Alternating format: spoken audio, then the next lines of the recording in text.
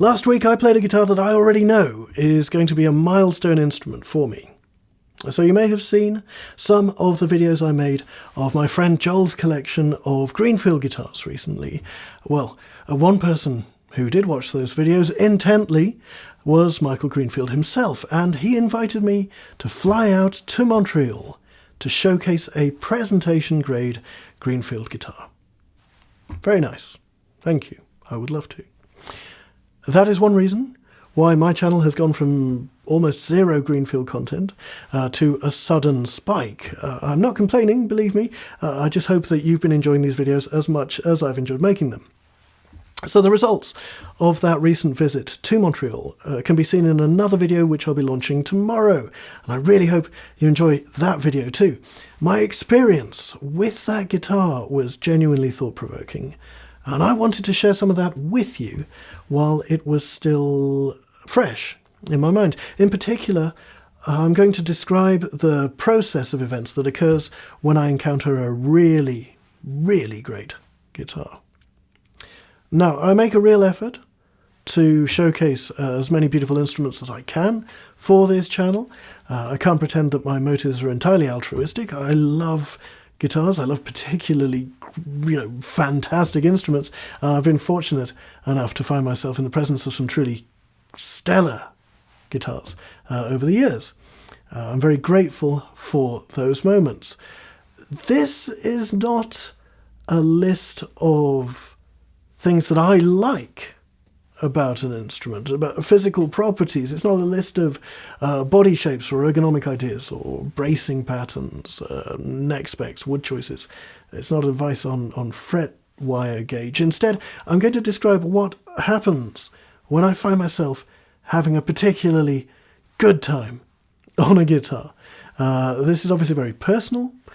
In fact, having gone through my notes a couple of times, it actually makes me feel a little vulnerable, putting it all out there, letting it all hang out for you, just in case one of you decides I've gone completely mad and calls the police. But that is a risk I'm willing to take. Here we go.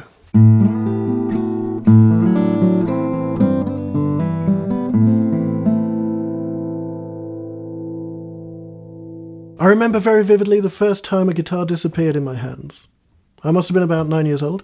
I was playing my dad's nylon string guitar and having, quite frankly, an absolutely superb time. And it felt like the guitar had disappeared.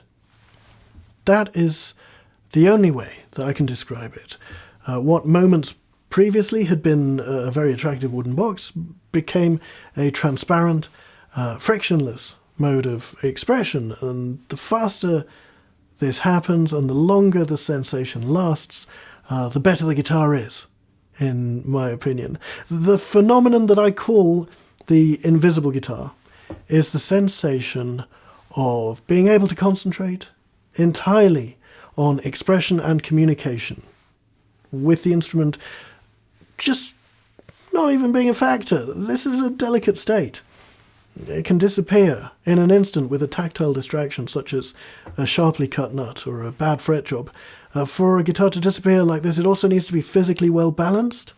If I sense that I'm expending extra energy keeping the instrument in a comfortable playing position, it's all over at that point. This has got nothing to do with the size of the guitar either.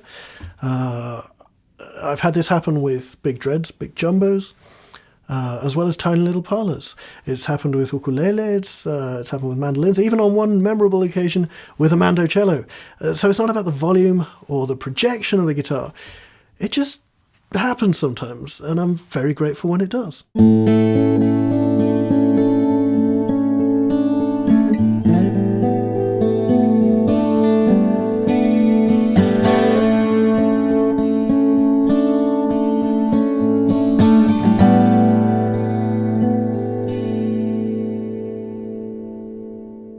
In 1840, the Austrian Voigtlander Company released the Petzval objective lens, developed by the mathematics professor Josef Petzval earlier that same year. The Petzval lens revolutionized portrait photography with its sharp central focus and outrageously swirly bokeh vignette edges, which gives photographs of the time an ethereal, dreamlike atmosphere. This is the closest I have come so far to describing the way that I experience the world when I have a truly great guitar in my hands. It could be compared to a kind of tunnel vision, of hyperfocus, even a theta state of consciousness. I'm no expert in that sort of thing. It is magical when it happens, but often all too fleeting. What I have noticed when coming down from this sort of dizzying high is that I can struggle to express myself through speech, that I can be a little disoriented, a little irritable, in fact, if I'm snapped out of it too suddenly. I feel my fingers get itchy, longing to return to that state of immediate haptic expression rather than a sort of clumsy spoken word. I think those of us who speak more than one language will be familiar with the frustrations caused by linguistic interference, where a word that you're looking for comes to you in entirely the wrong language. This is a similar blocked kind of feeling when I get pulled away from a particularly wonderful guitar. And this actually happened in the Greenfield Guitars workshop last week. Michael asked if he could listen while I got to know the instrument prior to filming. Wherever possible, I like to spend an hour or so exploring the timbral and dynamic ranges of a guitar, letting it guide my touch and sense of musicality. I've never felt comfortable imposing, my iron will on an instrument. I know that some players go for that sort of thing, but I feel happiest when the guitar is playing an active part, while disappearing, of course. Nobody said this had to be logical.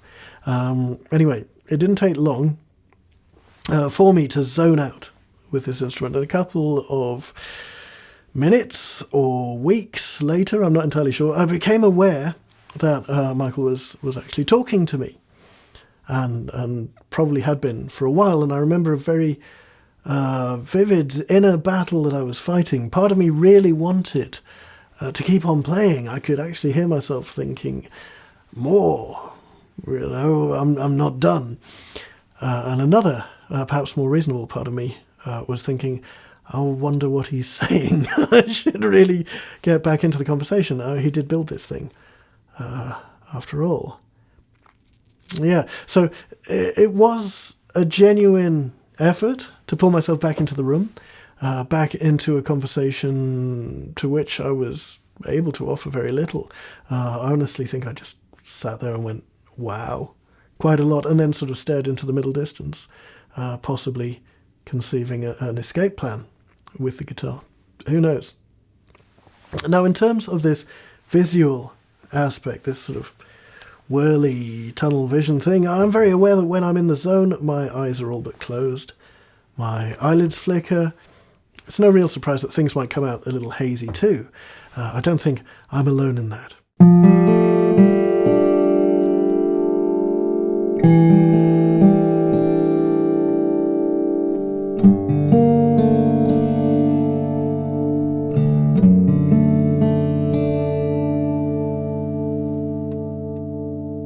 I often think of sound in visual terms. I don't think that is necessarily synesthesia. I don't hear colours, but I am sensitive to both. In the past I used to do a lot of painting, acrylics on canvas, that sort of thing, and more recently graphic design, digital art.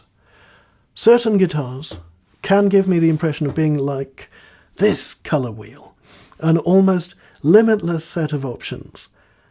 That's not what I want. If I'm picking tones to use, I would like the process to be a little more direct. I'm not saying everyone has to paint in primary colours. That would drive me crazy very quickly, but I love guitars that are the sonic equivalent of what you'd see in the Sigenscher dictionary of colour combinations with complementary shades of everything on the palette. That sort of thing can be very, very inspiring. It can't be a coincidence that we refer to colours and sounds as tones. They're all frequencies on a spectrum, after all. So for me, a truly great guitar feels like a balanced colour scheme.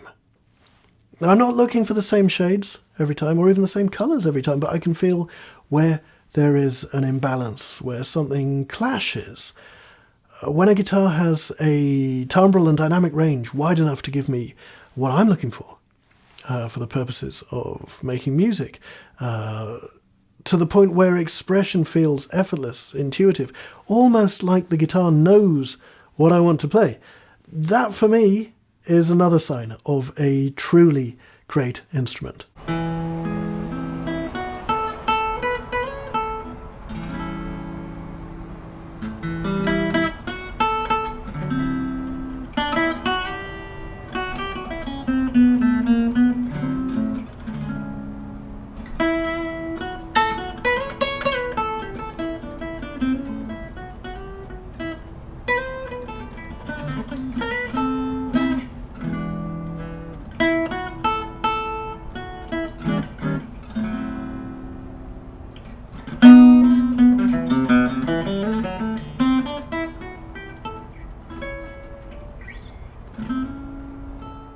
Like I said earlier, what I'm describing here is very personal, and I'm more than happy to admit that a guitar that fulfills all these things for me might not suit another player. The important thing, I feel, is to be alive to and mindful of these moments and learn from them. By knowing our taste as players and as musicians, we can know ourselves a little better, and that is important. Now, I was thinking of specific guitars that have been milestones for me over the years. Instruments that have left an indelible impression on me to the point where I can still hear them, I can still feel them. So in sort of loose chronological order, here are some guitars that spring to mind. An Alcoa small body cutaway Taylor that I played in Dublin in the 1990s. Froggy Bottom H14, it was a Sunburst model with a Petraea Mitchell scrimshaw piece of a duck, I believe, on the neck heel. My first experience with an Olsen SJ. A Linda Manza Extreme Wedge parlour guitar that I played in Montreal in 2009. Any Petros Ultralight in walnut and redwood. I think that's my idea of a good time. It was last time I played one, that was years ago though. The Samogi Andamento in maple. The DeQuisto Blue Centura Deluxe from the Shinnery Blue Guitar Collection. Chris Mirabella's Crossfire model. Joel's Greenfield G3. I've said before, Brazilian Rosewood isn't my sound. That guitar was very much my thing, which was interesting. I'm also not a fan, really, of the traditional OM. But I recently played Martin Simpson's TJ Thompson conversion, which absolutely wiped the floor with me, so it is good to have your preconceptions challenged.